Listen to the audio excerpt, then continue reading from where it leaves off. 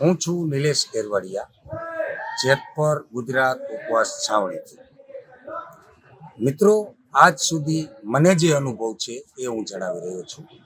પાટીદાર અનામત આંદોલનમાં મધ્યસ્થી બની આવેલા સંસ્થાના આગેવાનો દ્વારા અમારા આંદોલનનો પૂરો દુરુપયોગ થયેલો છે અને સંસ્થાના આગેવાનોએ દલાલી સિવાય કશું કરેલું હતું નહીં.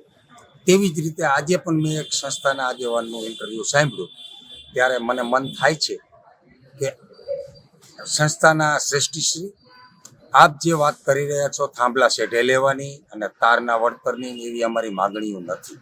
અમારી માગણીઓ છે ગુજરાત માટે સેન્ટ્રલમાંથી લો સુધરે, કાયદો સુધારવાની વાત છે અને આખા ગુજરાતની અંદર તમામ ખેડૂત ભાઈઓને ફાયદો થાય એવી વાત છે. જેતપરની વીજલાઇનનો પ્રશ્ન નથી.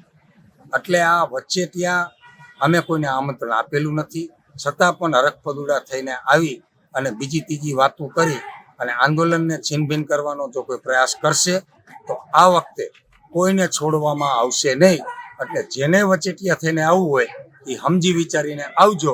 બાકી આ વખતે અમે કલર પકડેલા છીએ અને આમાં 18 વર્ણના તમામ જ્ઞાતિ, જાતિ, ધર્મ, સંપ્રદાયના ખેડૂતો છે.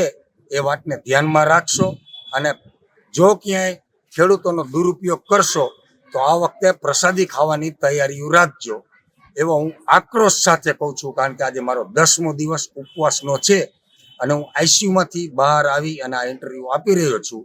તો આપ જરા આ વાતને ધ્યાનમાં લેજો. આપથી જો યોગ્ય નિરાકરણ થતું હોય, સુખદ આનો અંત આવતો હોય તો આવકાર્ય છે, શાલ ઓઢીને સ્વાગત કરશું.